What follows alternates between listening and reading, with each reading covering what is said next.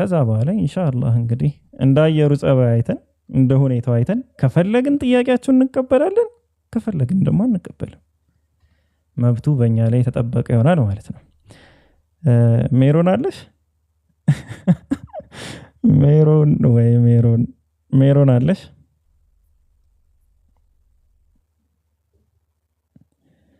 ሜሮን አንቺ እኮ ጥያቄ ከተባለ አትኖሪም። ለምን ሪኩዌስት ልከሽ እንደገባሽ አላውቅም። ሜሮን አለሽ?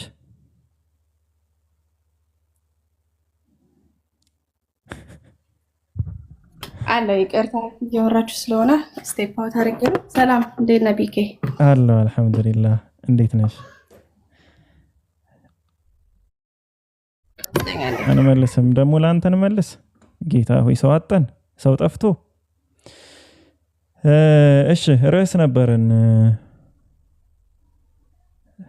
ነበረን እልሻለሁ። እንደ አዲስ ደግሞ ላስተዋውቅሽ ነው። አሁን ወደ ጥያቄ ልገባ ነው ሜሮን።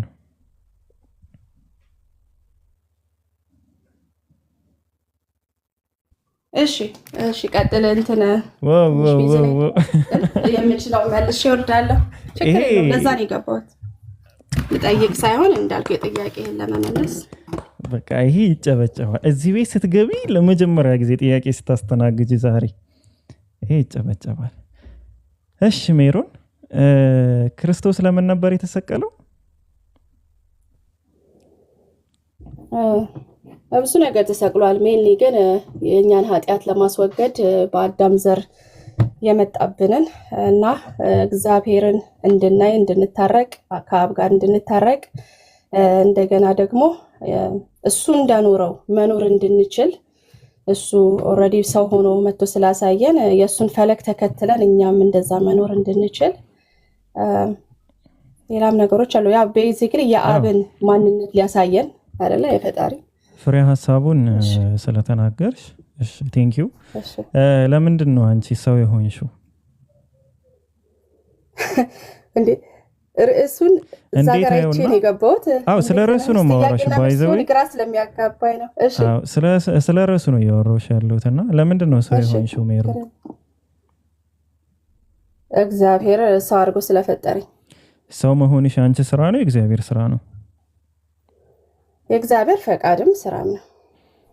መልአክ አድርጎ ግን መፍጠር ይችል ነበር አንቺን?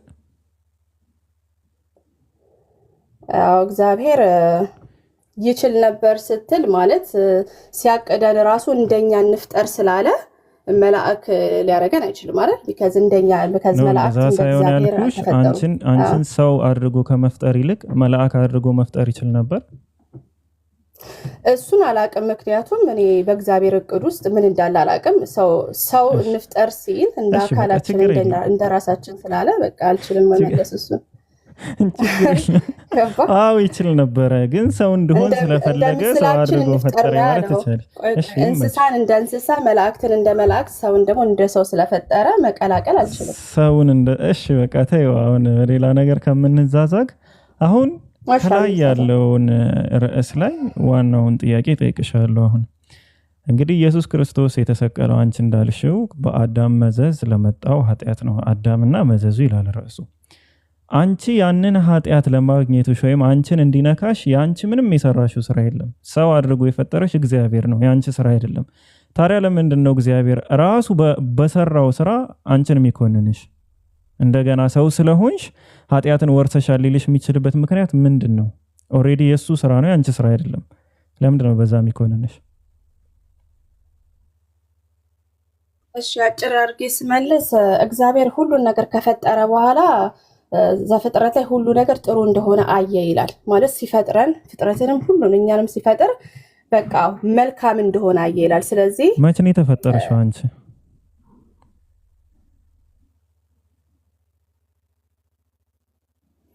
ሜሮን አንቺ መቼ ነው የተፈጠረሽ? ፍጥረት ሰማይና ምድርን ከፈጠረ በኋላ ፈጠረን አይደል? አዳምና ሔዋን ከተፈጠሩም በኋላ ነው እግዚአብሔር ሁሉ ነገር መልካም እንደሆነ አየ ይላል። የተፈጠረሽው ሜሮን? እኔማ አሁን የመጣሁት ነው። ፍጥረቴማ እኮ እግዚአብሔር ጋር አለ ፕላኑ አለ። ግን አሁን የመጣሁትኝ እኔ አሁን ነው በዚህ ምድር ላይ። ስለ ፕላን አልጠየቅኩሽም። አሁን አንቺን የመፍጠር ፍላጎት ወይም ሀሳብ ነበረው መቼ ነው የነበረው አላልኩሽም። እሱ አንቺም እኔም በዚህ ክፍለ ዘመን ነው የመጣሁት። በዚህ ክፍለ ዘመን አሁን ቅርብ ጊዜ ማለት ነው። ስለዚህ አንቺ በዚህ ጊዜ ከሆነ የተፈጠርሽው እግዚአብሔር ሲፈጥርሽ ሰው አድርጎ ነው የሰራሽ፣ ሰው አድርጎ ነው የፈጠረሽ።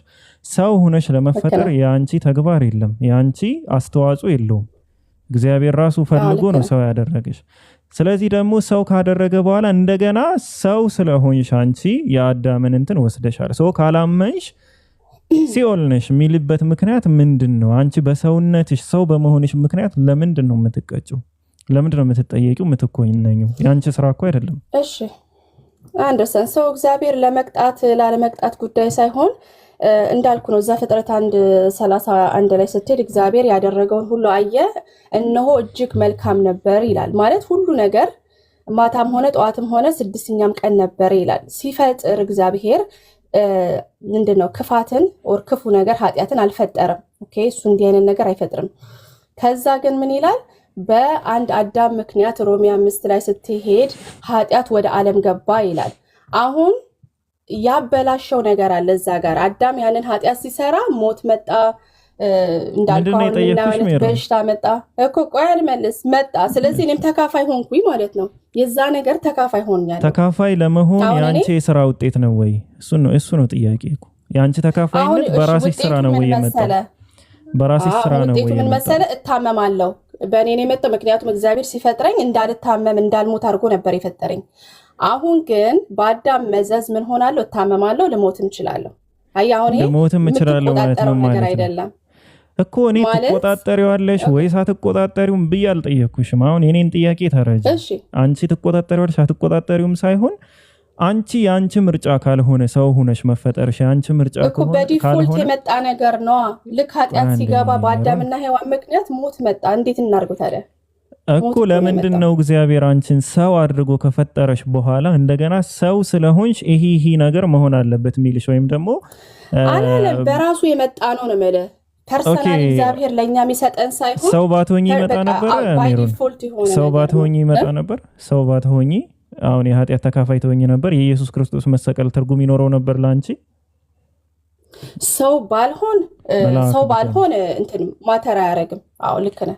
አሁን እሱን እኮ ነው አሁን የኔ አይሰራም ነበር ማለት ነው። እኔ እየጠየኩሽ ያለው ጥያቄ ምንድነው? የአንቺ ሰው መሆን የአንቺ ስራ ሳይሆን የእግዚአብሔር ስራ ነው። በዚህ ተስማምተናል? የአንቺ ስራ አይደለም። አዎ አት ዘ ሴም ታይም እግዚአብሔር ሮቦት ሳይሆን የፈጠረው እሱን የሚመስሉ ሰዎችንና እንደገና ደግሞ የሚባል ነገር አለ። በፈቃድ ነው የፈጠረን። ገባ? ፍቃድሽ የለበትም። አንቺ ከአዳም ኃጢአትን ለመውረስሽ ፍቃድሽ አለ? በፈቃድሽ ነው የወረስሽው? ምን አልከኝ? ከአዳም የወረስሽውን ለመውረስሽ ፍቃደኛ ነበርሽ? በፈቃድሽ ነው የወረስሽው? አይደለም። አሁን ምንድነው አንተ የተጋጨህ ያለው? ታዲያ ነፃ ፈቃድ የምትይው ምን ላይ ነው እኮ? ነፃ ፈቃድ ማለት እግዚአብሔር ነፃ ፈቃድ ሲሰጥ ማለት ምንድነው? ፍጥረትን ቆይሽ አላልኩም። ቆይ አንዴ ጊዜ ስጠኝ። መላእክቶችም የፈጠራቸው እሱን ክደው ወደ ምድር ሲጣሉ ለምን ፈጥሬያችኋለሁ ተመለሱ አላላቸውም። ፈቀደላቸው ነው የሚለው እንዲወድቁ ከሉሲፈር ጋር ባይዘው እሱ ነው አንድ ሰው ነው እግዚአብሔርን። ቆይሽ ላስረዳ። ሉሲፈር ይዋለዳል እንዴ? ሜሮን ሉሲፈር ይዋለዳል? አትያዘኝ፣ አፌን አትያዘኝ። ቆይ አንዴ ቀጥሽ ትገቢያታለሽ። እሱ ሲወድቅ አብረው ሄዱ ይላል። አብረውም የወደቁት መላእክታት አሉ። አሁን እዚህ ጋር ፈቃድ አላቸው እነዚህ መላእክት እንኳን እኛ ማለት ነው። ስለዚህ እግዚአብሔር አይዛቸውም እኛንም አይዘንም ማለት ነው። እንዳ ሴንስ ገባ? ለምን ሄዳችሁ ፈጥሬያችኋለሁ እግዚአብሔር አይልም ነው እዛ ጋር እኮ ስልክር ያልኩሻለት። አሁን አንቺ እንደ ምሳሌ ተከትለውት የሚሄዱ መላእክታን አሉ። በቃ ሄዱ። አዎ አሁን አንቺ እንደ ምሳሌ መላእክትን ማንሳት ይሄ ነው ፈቃድ ማለት። ኧረ ቆይ ሜሮን፣ እንደ ምሳሌ መላእክትን ማንሳታችም ለምን? መላእክቶች የወደቁ መላእክቶች በገዛ ፈቃዳቸው ነው የወደቁ። በገዛ ፈቃዳቸው ፈልገው ነው። ቆይ አንዴ ስሚ፣ ፈልገው ነው ዲያብሎስን የተከተሉት። አንቺ አዳምን ለመከተል ፍላጎት ነበረሽ ወይ? አንቺም በዛ ላይ ፈጠረሽ እንጂ ያንቺ ፍላጎት ውጤት ነው። ካምፓስ አለ። ኦኬ ሞራል ካምፓስ ማለት ነው። ላንተ ደግሞ ምንድነው ክፉና ደግ የምትለይበት አይምሮ ጋር ነው የሰጠ። ስለዚህ እዛ ጋር በኤደን ገነት አትብሉ ሲላቸው እነዚህ ሰዎች ጆሮ አላቸው፣ ይሰማሉ፣ እግዚአብሔርንም ያውቁታል። አንቺ በልተሻል። እሱ ሌላ ታሪክ ነው። ቆይ አንዴ። ስለዚህ እነዚህ ሰዎች ፈቃድ ነበራቸው ማለት ነው። አንዴ ላጥራልሽ ሜሮን፣ እኔ አዳምና ሔዋን ጋር ችግር የለብኝም። ራሳቸው በፈቃዳቸው ያው ልድገምልሽ፣ በፈቃዳቸው አጥፍተዋል። በቃ ያ በመጠየቃቸው ምንም ችግር የለውም። ያ ምንድነው በፈቃዳቸው ነው ያጠፉ። እኔ አዳምና ሔዋን ጋር አይደለም እያወራውሽ ያለሁት ማለት ነው። እኔ እያወራውሽ ያለሁት ስለ አንቺ ነው። አንቺ ግን በእነሱ በነፃ ፈቃዳቸው በሰሩት ስራ አንቺን ከነሱ ዘር ከፈጠረ በኋላ ይጠይቅሻል፣ ይኮንንሻል። ሚው ተደረገሽ አይደለም ይጠይቀ። ኦኬ አሁን ጥያቄ ገባኝ አይደል? በእነሱ ኃጢአት አይደለም አንተ እየተቀጣ ያለኸው። ምንድነው በእነሱ ምክንያት ሞት ገባ ነው እኮ እያለ ያለው መጽሐፍ ቅዱስ ሮሜ 5:12 ላይ ስትሄድ፣ ስለዚህ በአንድ ሰው በኩል ኃጢአት ወደ ዓለም ነው የገባው። አሁን ይሄ እግዚአብሔር ኦኬ የአዳምን ስራ ሰራህ፣ እሱ እንትን ፍሬውን ስለበላ አንተን በልተሃል ሳይሆን ያለው እሱ ያንን ነገር ስላረገ ሞት ገባ ነው የኛ ነገር ማለት ነው። ሞቱ እኮ አሁን እኛ እኮ ዲል እያደረግን ያለው ነገር በመጣው ሞት እኮ ነው እኮ ሲኦል ትገቢ ነበረ። አሁን አንቺ በኢየሱስ ባታምኚ ምን ይላል? እንዲሁም ሞት ወደ ሰው ሁሉ ተዘረጋ ይላል። ስለዚህ ሁሉም ኃጢአትን ሰሩ ይላል። ምን ላይ አሁን እሱ ችግር የለው መንፈሳዊ ነው አካላዊ ሞት ነው ምናምን የሚለውን እናወራበታለን። እሱ እሱን ተይው። አሁን ስለሱ አይደል። አሁን የኔን ጥያቄ ብቻ ተረጂ። የኔ ጥያቄ ምንድነው? አንቺ ቆይ አልመለስሽውም። አንቺ ይሄ ሞት ላንቺ ላይ ኧረ በፈጣሪ ስሚ ሜሮን፣ ቆይ ስሚና ትረጃለሽ እኮ ስሚና ከዛ በኋላ እኔ አሁን ዝም ብዬ ነው ያስጨረስኩሽ። እኔ እየጠየኩሽ ያለሁት ይሄ መጣብኝ የምትዩ ሞት ለአዳምና ሔዋን የገዛ ፈቃዳቸው ውጤት ነው። ላንቺ ነው ወይ የእግዚአብሔር የሥራ ውጤት ነው ወይስ ያንቺ የገዛ ፈቃድሽ ውጤት ነው? አንተ የአዳም ልጅ አይደለህም እንዴ? ማለት ተዋልደህ የአዳም ልጅ መሆኔ የኔ የሥራ ውጤት አይደለም። የአዳም ልጅ መሆኔ የኔ የሥራ ውጤት አይደለም። ይሄንን ነው እያወራሁሽ ያለሁት ማለት ነው።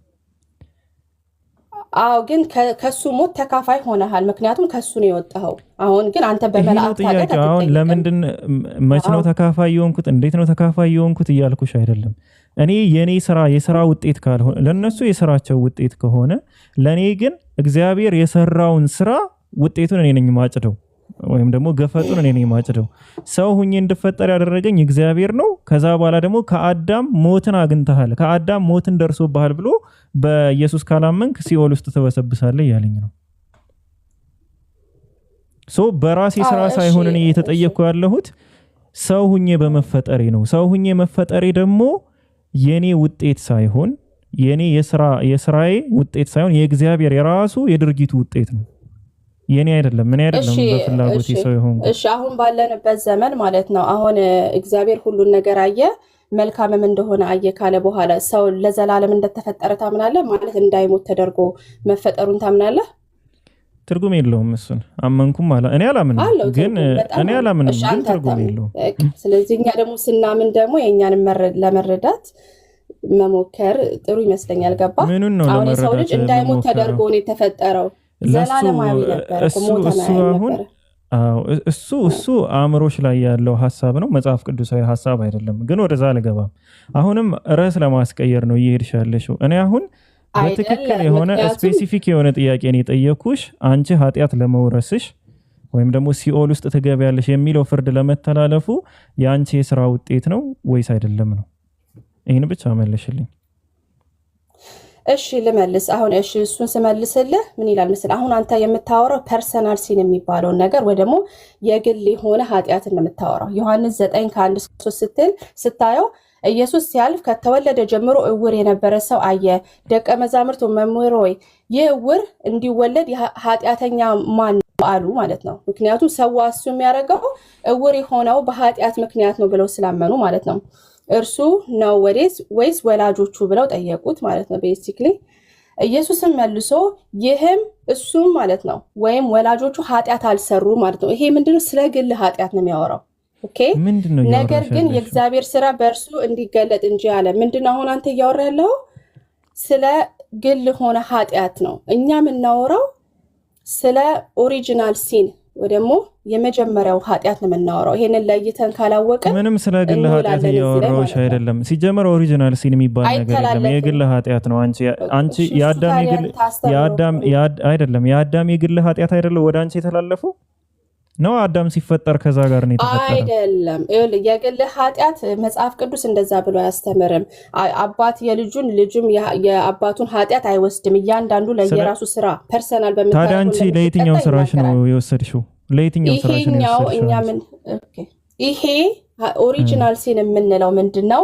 አዳምና ሔዋን ያንን ፍሬ ሲበሉ የመጣ ነገር አለ ነው። ስለሱ ኃጢአት ነው የምናወራው እንጂ አሁን ስለ ግል ኃጢአት አይደለም እኮ። ኃጢአትን የሰሩት ወይስ አይደለም? ኃጢአቱን ሰርተውት ነው ወይስ አይደለም? ኃጢአቱን የሰሩት ማለት ምንድነው? እግዚአብሔር አትብሉ ያለችውን አደረጉ፣ አልታዘዙም። መስራት ማለት ምን ማለት ነው? ኃጢአት መስራት ማለት ነው አልታዘዙም። በቃ አታርጉ አላቸው፣ አደረጉ። ስለዚህ አለመት እግዚአብሔር ታዲያ ለምንድን ነው እነሱ አታርጉ የተባሉትን ስላደረጉ በሚቀጡበት ቅጣት አንቺ አልነበርሽ? አታድርጊ አልተባልሽ? አንቺ ስትወለጅ ጀምሮ ለምንድን ነው ልጅ ያንተ ነው ወይስ የሌላ ሰው ነው? ቆይ አንተ ልጅ ያንተ ሰው ነው የሌላ ሰው ነው? አንተ ልጅ ያንተ ነው አይደል? ማንም ሰው ክሌም አንድ ልጅ ብትወልድ የእንትና ልጅ ነው የሚባለው እንጂ የከሌ ልጅ አይባልም። ለሴሙ አንቺ የአዳም ልጅ ለመሆንሽ የአንቺ ስራ አይደለም ነው። አሁን አዳምን እየካድከው ምናምን ዝም ብለሽ የሌለ ያላነሳሁትን ሀሳብ አታምጪ። እኔ እየጠየቅኩሽ ያለሁት ወላጅህን እንደመካድ ማለት ነው። እኛ ከአዳምና ከሔዋን ነው። እኔ ወላጅሽን አልካድኩልሽም። ያው አንቺ ከአዳምና ከሔዋን ነው የመጣሽው። እሱ ሁሉም የሚያምነው እምነት ነው። ማንም የካደብሽ የለም።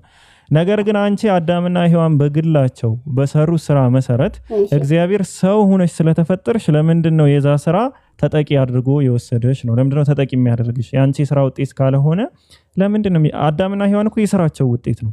አንቺ ግን የስራሽ ውጤት አይደለም። ለምን? ሰው ስለሆንሽ አይደለም ወይስ ነው? ከነሱ ግንድ ስለወጣሁኝ እነሱን አፌክት ያደረጋቸው ነገር እኔንም ያደርገኛል ማለት ነው። ከነሱ ግንድ ለመውጣትሽ አንቺ ተጠያቂ ነሽ ወይስ አይደለሽም? ኃላፊነቱ ማን ነው የሚወስደው? ወደዛ ከሄድክ እኮ የነጻ ፈቃድም ጋር እኮ ወስደህ እኮ እዛም ጋር ነው። ነጻ ፈቃድ ጋር አይገናኝም። በነጻ ፈቃድሽ ነው እኮ። በነጻ ፈቃድሽ አይደለም የኃጢአቱ ተካፋይ የሆንሽው። በነጻ ፈቃድሽ ነው ከሆነ ችግር የለውም፣ እንስማማለን። በነጻ ፈቃድሽ ነው የኃጢአቱ ተካፋይ የሆንሽው። ሜሮን አበባን ትከል እንደዛ አይደለም ማለት። አሁን አንድ ልጅ ለምሳሌ በበሽታ ሊወለድ ይችላል። አሁን ሰው ልጅ ይወልዳል። አሁን በሽታ ይዞ የሚወለድ ልጅ አለ። አሁን እሱ ልጅ ያን ነገር ይዞ ነው የመጣው። ምን ታደርገዋለህ ነው? አሁን ይሄ ለምን ሆነ ብለን እንጠይቃለን። አሁን ወላጅ ብትሆን በቃ እንደዛ ሆኖ ተወለደ። በቃ ምንም ስላጠፋ ሳይሆን በቃ እንደዛ ሆኖ ይወለዳል ልጅ። ስለዚህ አሁን እዛ ጋር ማድረግ ያለብሽ ምን መሰለሽ፣ እንደማትጠይቀው ግን እንደምታሳድገው ልጅህን አሁንም እንደዛ አይነት ጥያቄ ነው። ስለዚህ አንቺ መጀመሪያ ማወቅ ያለብሽ ነገር ምንድነው? ኃጢአት ምንድነው የሚለውን ነገር መጀመሪያ ተረጂ ወቂ። ኃጢአት ማለት አንድ ሰው በነጻ ፈቃዱ የሚፈጽመው የእግዚአብሔርን ሕግ መተላለፍ ነው። ያ ነው ኃጢአት የሚባለው። አንድ ሰው በገዛ ፈቃዱ የማይፈጽመው ከሆነ ኃጢአት አይባልም። ያ ኃጢአት የሚባለው ነገር ደግሞ የሚነካው ማንን ነው? በገዛ ፈቃዱ የሰራውን አካል ነው የሚነካው ማለት ወይም ደግሞ ዘላለማዊ ቅጣት የሚያሰጠው። እኛ መመሰለ ዘላለማዊ ቅጣትም ነው አሁን የተቀበልነው የወደቀ ዓለም ነው። ሞት የገባበት ዓለም ላይ ነው የተወለድነው እኮ እያልኩ ነው። እኔ አዳም በአዳም ምክንያት ሞት ወደ እኔ ገባ ብዬ አመንኩም አላመንኩም ያጦሱ ይቀርልኛል ወይስ አይቀርልኝም? ባምንም ባላምንም አቡኪን አስገቡት። ሜሮን አሁን እሺ አንድ መርከብ ካፒቴን ታዩ መርከቡን የጠየኩሽም ገደል ቢከት አንተ ሰፈር አታረግም። እሱ በሰራው ነገር ምንድነው? እሱ እየነዳው ነው መርከቡ። ኃጢአትን ለዛ ነው እኮ ኃጢአትን ለይተሽ ተሰራ። ቆይ ልንገርህ። ለሴም እኮ ነው አናሎጂ እኮ እያሳየው ነው። አሁን መርከብ የሚነዳው ካፒቴን ልክ ሲያዞር ስህተት ሰራ። እዛ ውስጥ ያሉ ሰዎች መርከብ ውስጥ ያሉ ሰዎች ሰፈር ያደርጋሉ። ሊሞቱም ይችላሉ፣ አይታወቅም። እግራቸው ሊሰበር ይችላል። ግን እነሱ አይደለም ይሄን ስራ የሰሩት የሚነዳው ካፒቴኑ ነው። ገባ? ስለዚህ ለምን እንደዛ ሆነ ብለህ እንደማትጠይቀው አንድ ታክሲ ነጂ ሲነዳ ሰዎች ሁሉ ለገደል ቢከት እንዴት ሆነ ብለህ እንደማትጠይቀው አዳምም ኃጢአት ሲሰራ ለምን እኛ እንዲሆንን ብለህ አትጠይቅም ማለት ነው። ቢካዝ የመጀመሪያው መሪ እሱ ነበረ። እሺ ኃጢአት የነጻ ፈቃድ ውጤት ነው። ቅጣት ደግሞ እግዚአብሔር በኃጢአት ምክንያት የሚከስተው ወይም ደግሞ የሚያመጣው ነገር ነው። ያ በቃ ኃጢአት የሚባለውን ዲፊኒሽን እና አንቺ በሽታ አደጋ ምናምን የምታያቸው ነገሮች ኃጢአት ከሚባል ነገር ጋር ጎን ለጎን የሚሄዱ ጉዳዮች አይደሉም። ኢቨን ሀሳቡ ራሱ አይገናኝም። ኃጢአት ማለት እኮ ሕግን በመተላለፍሽ ምክንያት እግዚአብሔር የሚቀጣሽ ቅጣት ያለው ነገር ነው ኃጢአት የሚባለው። አሁን አንቺ ኃጢአትን ከምን ጋር ታገናኘዋለሽ? ወይ ተፈጥሮ አደጋ ጋር ታገናኘዋለሽ፣ ወይም ደግሞ በሽታ ጋር ታገናኘዋለሽ ምናምን። እኔ ሲኦል ስለመግባትና ስላለመግባትሽ ነው እያወራሁሽ ያለሁት። ኢየሱስ ክርስቶስ ባይመጣ ኑሮ ወይም እኮ ለዛ እኮ ነው አንቺ ችግር የለውም አንቺ መልአክ አረ በጣም ጨዋነት በዛ ችግር የለውም አንቺ መልአክ አድርጎ መፍጠር ይችላል። አንቺ ሰው ሆነሽ ለመፈጠርሽ ያንቺ ምንም አይነት ያንቺ አስተዋጽኦ የለበትም። ያ የእግዚአብሔር ስራ ነው።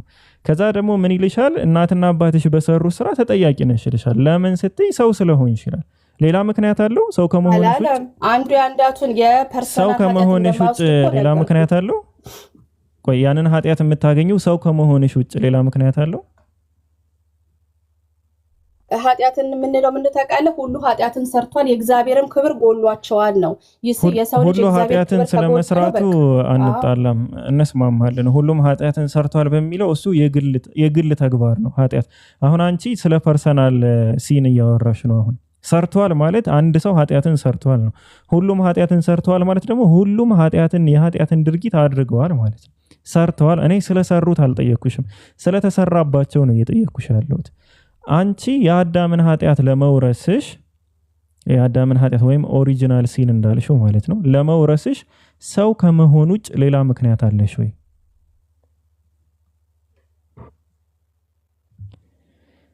ሜሮን እንዝለለው በቃ ታዩሽ እና በቃ ትቸዋለሁ። በቃ አሁን ወደ ጠየኩሽ ጥያቄ ልመለስ። በቃ ያን ተውኩልሽ። ከዛ በኋላ አንቺ ጥያቄ ካለሽ ጥያቄሽን ማቅረብ ትችላለሽ። ወይም እነሱ ሚዝ የሚያወሩት ነገር ካለ እነጃ ምናምን ቦታ ልቅላቸዋለሁ። የአዳምን ኃጢአት ለመውረሳችን የኛ ነፃ ፈቃድ የለም። እኔና አንቺ እንዳወራ ነው ሰው ሆነን መፈጠራችን ነው። በኢየሱስ ክርስቶስ ለመዳን ግን ለምንድን ነው የነፃ ፈቃድ ውጤት የሚሆነው? ፍትህ ከተባለ የመጀመሪያውን ፍትህ አይደለም፣ ግን ኢቭን ነው እንኳን ብለን ካሰብን የአዳምን ኃጢአት ለመውረሳችን የነፃ ፈቃድ ውጤት ካልሆነ በኢየሱስ ክርስቶስ ደግሞ ለመዳናችን ለምንድን ነው የነፃ ፈቃድ ውጤት የሚሆነው? እሱ ስለምን እንዲሁ እንደ አዳም እንዲሁ ዝም ብለን ለምን አንድንም? ሜሮን ያን ጊዜ እንደፈቀደላቸው ያንን ፍሬ ሲበሉ እንደፈቀደላቸው አሁንም ኢየሱስ ክርስቶስ መጥቶ በምድር ላይ ሲሞትልህ ይሄን ኃጢአት ሊያስወግድ ሲመጣ ሜሮን አሁን አዳምና ሔዋን የመቀበል ግዴታ አያስገድድም እግዚአብሔር ማንንም ሰው። ስለዚህ ባልቀበል እድናለሁ እኮ ፍሪ ዊል ሰጥቶሃል። ባትቀበል በቃ እድናለሁ። እንዴት ትድናለህ? ዮሐንስ 3:16 ምን ይላል? ሳልቀበል እኮ እንትን ብሎብኛል ኦልሬዲ እኮ ተላልፎብኛል። ሳልቀበል እኮ ተላልፎብኛል ኦልሬዲ። ስለዚህ ሳልቀበል ተላልፎብኝ ለመዳን ግን ተቀበል የምባልበት ምክንያት ምንድን ነው? እዛ ላይ ነፃ ምርጫ የለኝም። ኦኬ አንተ የአዳም ዘር ስለሆንክ ነው ምናምን በሚል በቃ ሰው ስለሆንክ ነው ተብያለሁ። እዛ ጋር ነፃ ፈቃድ የለም፣ ነፃ ምርጫ የለም። እዚህኛው ላይ ሲመጣ ግን የፈቃድ ውጤት ለምንድን ነው የሚሆነው? ሳልቀበል እንደተወጋሁት ሳልቀበል ለምን አይነቀልልኝም? ወይም ለምን አልድንም?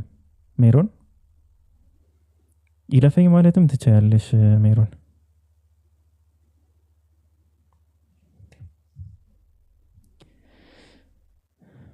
ኦልሬዲ የመለስኩት ስለመሰለኝ ነው። የዛም ጊዜ ምርጫ ነበራቸው አዳምና ሔዋን። አሁንም እኛ ዛሬ ምርጫ አለን። ምክንያቱም በአንዱ በአዳም ስለ አዳምና ሔዋን አልጠየኩሽም በአንዱ በአዳም ኃጢአት ገባ፣ በአንዱ ኢየሱስ ክርስቶስ ደግሞ ጽድቅና ስለ አዳም ሳልጠይቅሽ ወደ አዳም አትመለሽ፣ አትሂጂ ወደ አዳም። እኔ ስለ አንቺ ነው እየጠየቅኩሽ ያለሁት። እኔ ስለ አንቺ ስለኛ አሁን ስላለነው ትውልድ ነው እየጠየቅኩሽ ያለሁት። በአዳምና በሔዋን ለተቀበሉት ወይስ በስሙ ለሚያምኑት የእግዚአብሔር ልጆች የሆኑ ዘንድ ስልጣንን ሰጣቸው ይላል። ጥሩ አመንኩም አላመንኩም ተጠያቂ ሁኜ ለመዳን ግን የማመን መስፈርት የሚባለው ነገር ፊት ለፊት ላይ የሚቀመጥበት ምክንያት ምንድነው ነው የኔ ጥያቄ። ባምንም ባላምንም እኮ ኦሬዲ በአዳም ምክንያት እኮ ጠፍቻለሁ።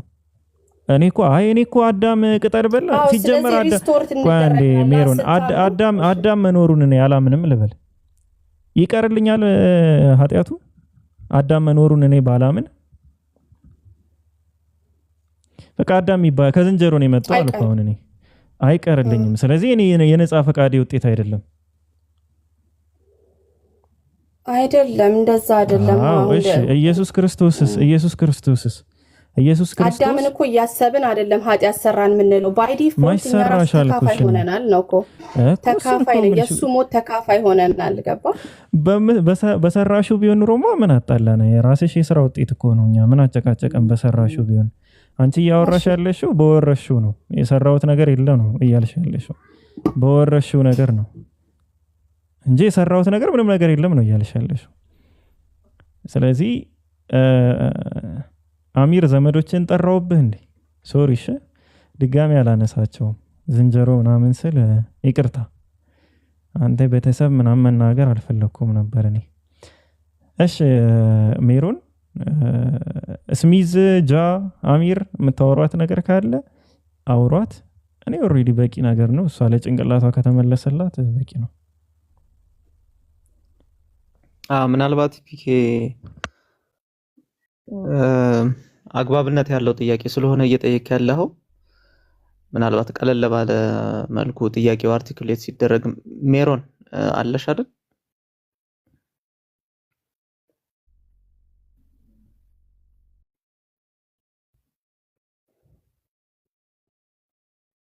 ሜሮን አለሁኝ። ከማን ጋር ነው የማወራው? የፒኬ ተማሪ ስሚዝ እባላለሁ። ሃይ ስሚዝ፣ ቅድም ስታወራ እህታችን ስትናገር እየሰማሁ ነበር። ሰላም ነህ? ድምጽ እንዴት ነሽ? አለን። ሜሮን አሁን ፒኬ የጠየቀሽ ጥያቄዎች አግባብነት ያላቸው ጥያቄዎች ነበሩና ለምሳሌ አምላክ አንቺ ሴት በመሆንሽ ይቀጣሻል እንዴ? እሱ ሲሆን ፐርሰናል ይሆናል። ስለዚህ እንደዛ አይደለም የምትቀጣው። እንዳልኩ ቅድም አነበብከው ዮሐንስ 9 ላይ ፐርሰናሉን ነው። አንድ ሰው እውር የሚሆነው በሰራው በራሱ ፐርሰናል ኃጢአት ሳይሆን ገባ እንደዛ ያሉ ሰዎች ስለሚያምኑ እኮ ነው ችግር የሆነው። እንደዛ አይደለም ገባ just by nature ይሄው ለኃጢአት አሜን። እግዚአብሔር ሲፈጥር ሁሉ ነገር መልካም ሆኖ አየ ሲል ምን ማለቱ ይመስልሃል? እስቲ አንዴ እችን ካስረዳኸኝ በኋላ ብንቀጥል አትልይ ይሻላል። ሁሉን ነገር ሲፈጥር ጥሩ ነበር ይላል። ሞት አልነበረም። ኢቭን ምድር ራሱ እንደዚህ አልነበረችም። ስለዚህ ፐርፌክት ነበረች ማለት ነው አይደል? በሌላ አነጋገር እኔ ገብቶኛል እሱ አሁን እኔ ስለዚህ ማን ያበላሸው ታዲያ ይሄንን ዓለም ብለህ ታስባለህ? ስለዚህ እሱ ጥሩ አድርጎ ከፈጠረ በኋላ በሰራው ኃጢአት ነው ፖይንትሽ። የተበላሸው ሰው ልጅ ብቻ ሳይሆን ምድርም ናት። እቺ አሮጌ ምድር ሆናለች ራሱ ይላል መጽሐፍ ቅዱስ ላይ ራእይ ላይ እቺ ዓለም ራሱ ታልፋለች፣ ሌላ አዲስ ምድር እንደሚፈጠር ይናገራል። ለምን? እሱ በሰራው ኃጢአት የሰው ልጅ ብቻ ሳይሆን ኮንሲኩዌንሱን ያገኘው እቺ ምድርም ነች። ሁሉ ነገር ነው ሰፈር ያደረገው። ገብቶኛል። እንስሳቶች መሞታቸው ሁሉ ነገር ማለት ነው። ያ ገብቶኛል። እሺ በዛ ስትነሳ አሁን ምለው ነገር ሊገባህ ይችላል። አመሰግናለሁ። ያ አሁን ስቲል ጥያቄና አንዴ ልድገመውና ሴት በመሆንሽ ትቀጫለሽ? ትቀጫለሽ ስትል ብዙ አይነት አቀጣጥ አለ። አሜን ምን አይነት ማለት ለምሳሌ እኔ ወንድ ነኝ ሲፈጠር አምላክ ይቀጣሻል። እኔ ለምሳሌ ወንድ ነኝ አንቺ ሴት ነሽ አይደለ?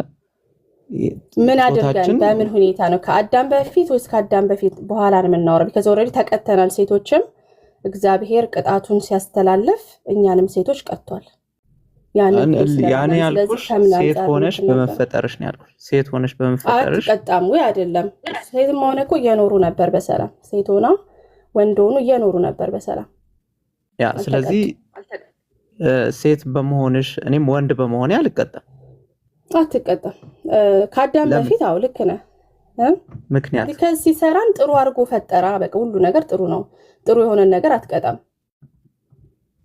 ኖ ከዛ በኋላ ያለውን ሴት ላይ ያለውን ቅጣት አይደለም እኔ እየጠየኩሽ ያለሁት። አንቺ ሴት ሆነሽ በመፈጠርሽ እኔ ወንድ ሆኜ በመፈጠሬ ቅጣት አለብን? አሁን አየህ ስትጠይቅ እንዴት ኮንፊውዝ እንደሚያደርግ አየሁ አይደለ? ቅጣት አለብን ወይ ስትል ሁሉ ሰው በእግዚአብሔር ቁጣ ላይ አሁን በዚህ ምድር ላይ እንዳለ ይናገራል። ልጁን ያላገኘ ሁላ በእግዚአብሔር ቁጣ ውስጥ እንደሆነ ይናገራል። በዛ ሴንስ ከጠየቅን አልገባሽ። አንቺ አሁን ከዛ በኋላ ከመዘዙ በኋላ ነው ነገር እኮ አይደለም። እሺ ይኸውልሽ ከመዘዝ የአዳም መዘዝ ከመጣ በኋላ ሴት እንደዚህ አይነት እንትን ደርሶባታል፣ ወንድ እንዲህ ይሆናል ተብሏል፣ ተረግሟል ምናምን የሚሉ ነገሮችን እያመጣሽ እኔ እየጠየኩሽ ያለሁት ለምሳሌ አሁንም ጥያቄውን በደንብ ግልጽ እንዲሆን አርቲኩሌት ላድርገው። አንቺ ሴት ሆነሽ ተፈጥረሻል፣ እኔ ወንድ ሆኜ ተፈጥሬያለሁ። ሴት ሆነሽ መፈጠርሽ አንቺ በምርጫሽ ነው ሴት ይሆንሽው? አይ ወንድ ልሁን ብለሽ ነበረ በምርጫሽ ነው ወይስ አምላክ ነው ሴት ያደረገሽ እኔንም ወንድ ያደረገኝ?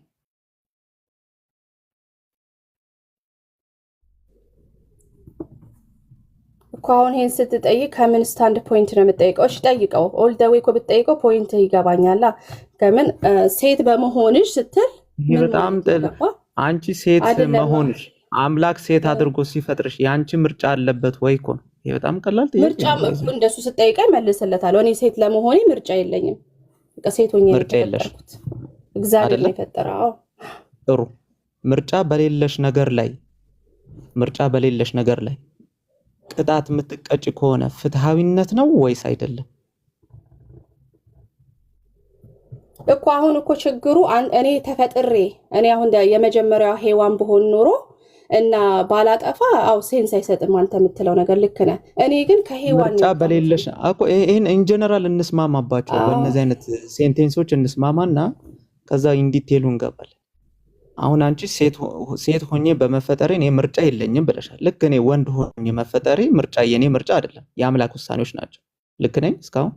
ግን ምርጫ ከሰጠኝ በኋላ እግዚአብሔር እንዲሶቤ ካደረኩት እዚህ ላይ እንስማማ። ሜሮን መጀመሪያ አይ በቃ እንድንግባባ ፉሊ መልሼላችኋለሁ። ምክንያቱም አሁን የምትሄድበት መንገድ ምንድነው? እዚህ ላይ እንግባባ። እዚህ ላይ እንግባባ።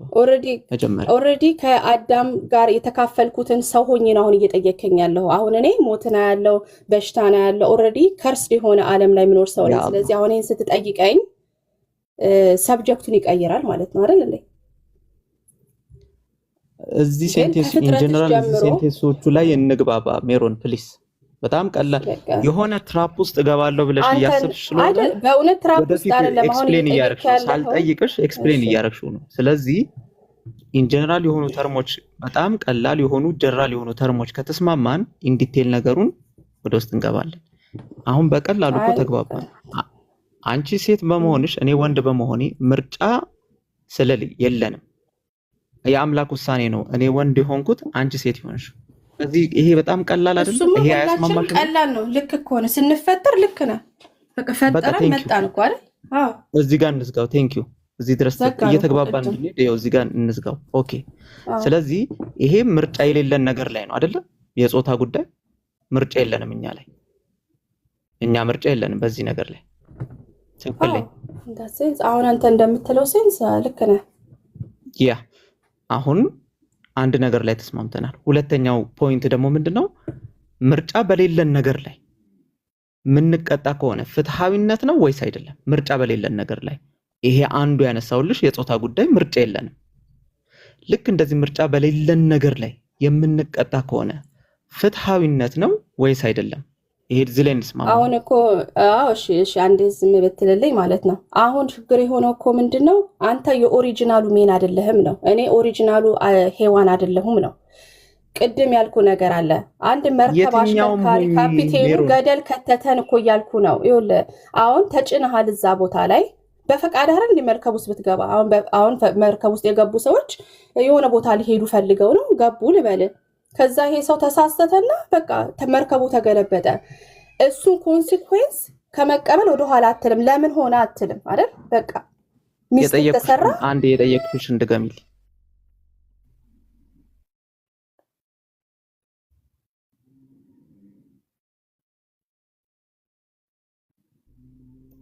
የጠየኩሽን አንዴ ድገሚልኝ ቶሎ በይ። ከዛ እናሳጥረዋለን።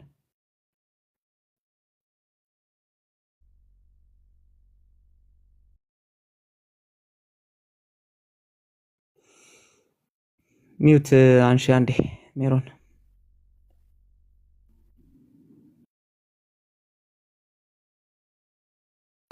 አይ የተግባባን አልመሰለኝም። ምክንያቱም እንዳልከው ነው። አይ አንደርስታንድ ለምን እንደማንግባባም ለምን መሰለ አንዴ ጠየቅኩሽን ድገሚልኝ አንዴ። ይሄ የአዳምና ሔዋንን ኃጢአት መግባትና ዓለም መበላሻቷን ካላመናችሁ አሁን የምናወራው ነገር ሜሮን አለ ፕሊዝ ሜሮን።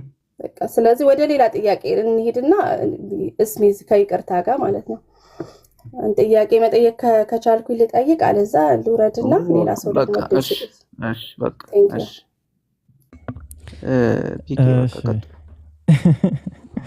እሺ ሜሮን የተነሱትን ጥያቄ በደንብ ሰምተሻቸዋል። ማን ነው ሚዩት ያነሳ ሰው አለ? ኡስታዝ ነህ? ኡስታዝ ድምጽህ የለም አይሰማም። እያወራ ከሆነ ኔትወርክህን አስተካክል። ሜሮን እንግዲህ ጥያቄዎችን በሙሉ ሰምተሻል። ባይዘዌ የግድ መመለስም አይጠበቅብሽም። ትልቁ ነገር ምንድን ነው? ኡስታዝ ኔትህን አስተካክል። እሺ እያወራህ ከሆነ ኔትህን አስተካክል። ኖ ስሚዝ ጥያቄው በሙሉ እኮ ስላልገባት ምናምን አይነት በደንብ ገብቷታል። ጥያቄው ምናምን በደንብ ትረዳዋለች። ሁሌም እንደዚህ ነው ትረዳዋለች። እና የሆነ ሰው ደግሞ የግድ መመለስ አይጠበቅበትም ባይዘዌ።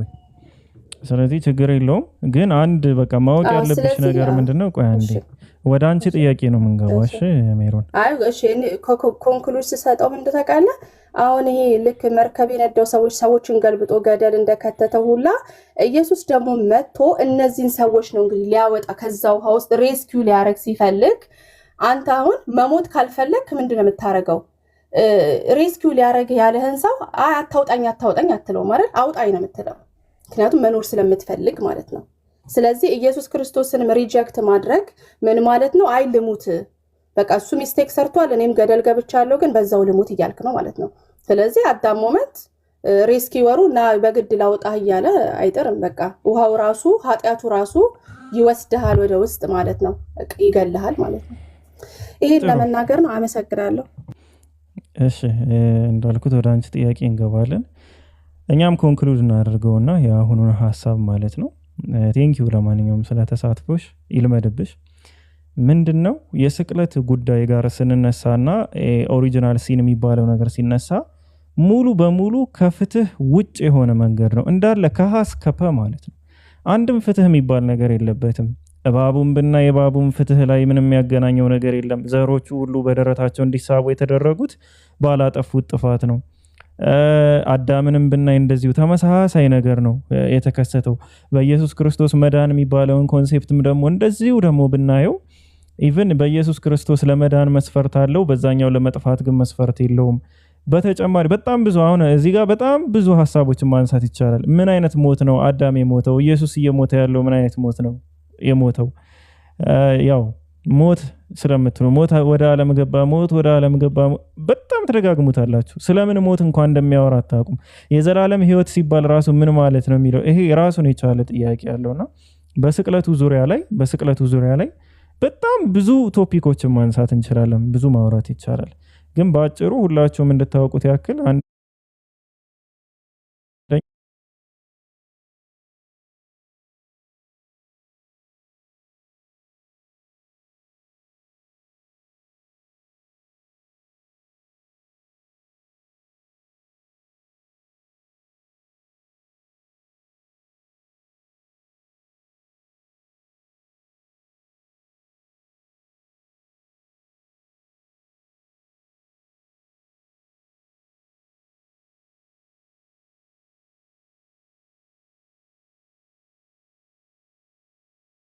ሰው ለዘላለም በሱ እንኳን ቢሄድ ማለት ነው። አረ ያዳመጥሽ? እሺ አዎ ጥሩ። ሁሉም ሰው ለዘላለም ይኖራል። ጀሃነም ውስጥ ወይ ጀነት ውስጥ ሊሆን ይችላል እንጂ ሁሉም ሰው ለዘላለም ይኖራል። እኛ የተፈጠርነው እዚህ ምድር ላይ አላህ Subhanahu Wa Ta'ala በሱረቱል ሙልክ ምዕራፍ 67 ቁጥር 2 ላይ የሚያስቀምጠው ነገር ምንድነው?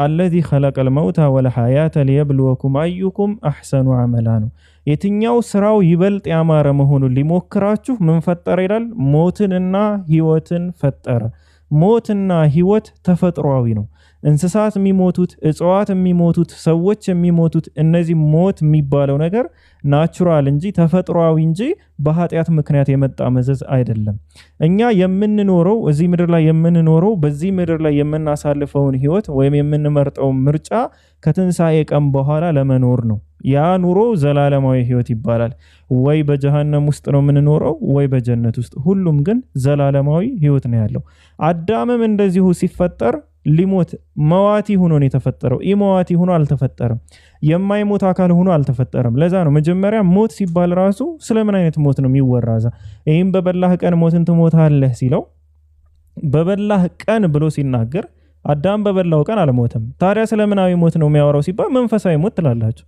እንደገና ስለመንፈሳዊ ሞት ነው ሞት ብቻ አይደለም እሺ አላህ ታዲያ በሽታዎችን ፈጥሯል እያልን ነው ማለት ነው በዚህ ኮንቴክስት ከሄድን እዚህ ምድር ላይ የሚያፈጥራቸው ነገሮች መጥፎ ነገሮችን አላህ ፈጠረ ማለት እንችላለን ቆይ ወደ ሌላ መስመር አትሂጂና ወደ ሌላ መስመር አትሂጂ ይሄ ምድር እንዳልኩሽ የፈተና ህይወት ነው ሲባል ይሄ ምድር የፈተና ህይወት በበጎነት የተሞላ አይደለም ዓለም 9 ናት እንጂ 10 አይደለችም አንቺ እንዳልሽው ቢሆን ኑሮ ኢየሱስ ሲሰቀል አንቺ አትሞችም ነበር አሁን የስጋ ሞት አያገኝሽም የወር አበባ አታይም በምጥ ላይ አትወልጅም እነዚህ ሁሉ ነገራቶች ኢየሱስ ክርስቶስ ይቀርፈው ነበር በአዳም ምክንያት የመጣ ቢሆን ማለት ነው እስቲል ታመጫለሽ ለምን ከሐዲስ ነው እንሽ በቃ ይሄን እኮ ነው የምልሽ አሁን ከርሱ ይለኛ ስለዚህ የኃጢአት ውጤት ነው ብለሽ ስለዚህ ኢየሱስ ክርስቶስ በግማሽ ነው የከፈለው ሙሉ ክፍያ ራሱ የለውም ማለት ነው አይደለም እንደዛ አይደለም በአዳም የመጣብሽ መዘዝ በሙሉ በኢየሱስ ክርስቶስ ተነስቷል ወይስ አልተነሳም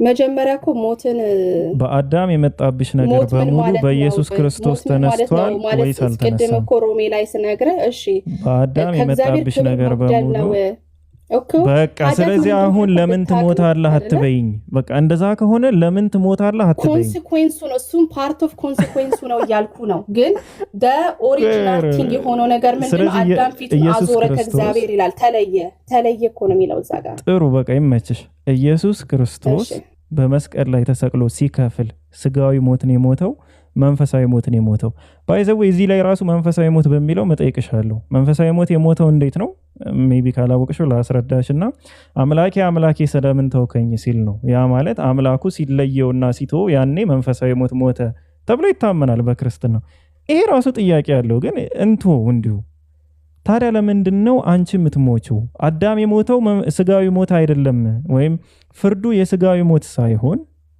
መንፈሳዊ ሞት ነው ካልሽ ለምንድነው የምትሞት ብለሽ መጠይቂኝ ተፈጥሯዊ ነው ማለት ነው ናቹራል ነው እሱም የሞተ አዳም ሞተ ስንል ብዙ አይነት አሟሟት ነው የሞተው አንድ መንፈሳዊ ፊቱን ከእግዚአብሔር ዞር አደረገ ሁለተኛ እግዚአብሔር ከገነት አስወጣው ሶስተኛ እድሜውን አሳጠረው አይደለ በዘላለም እንዳይኖር እንደውም አዳም እስከ 900 ዓመት ብቻ ነው የኖረው ከዛ እየቀነሰ ወደ 120 ዓመት ተገባ ማለት ነው 750 ይቀርታ ቴንኪው እሱ እዛ ላይ ስላልተጻፈ ማለት ነው እና ማለት ብዙ ኮንሲኩዌንሶች መተዋል እነዛ ሁሉ በኢየሱስ ክርስቶስ ስቅለት ተነስቷል ራሱ ተረገመ እነዛ ሁሉ በኢየሱስ ክርስቶስ ስቅለት ተከፍሏል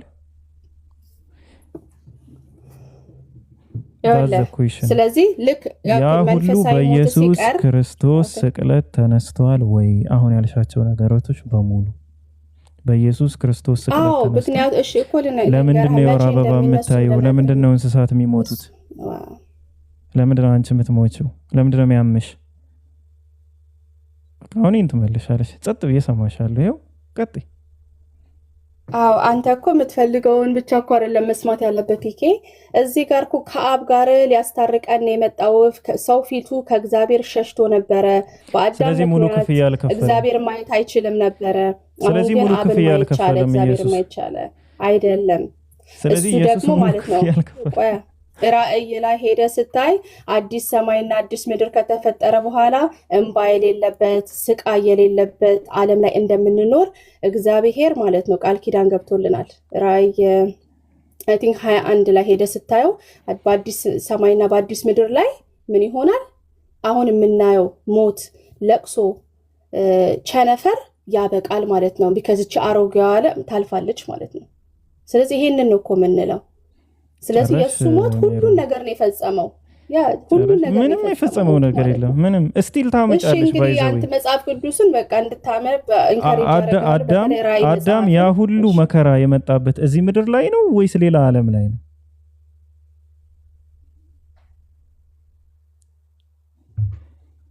ሜሮን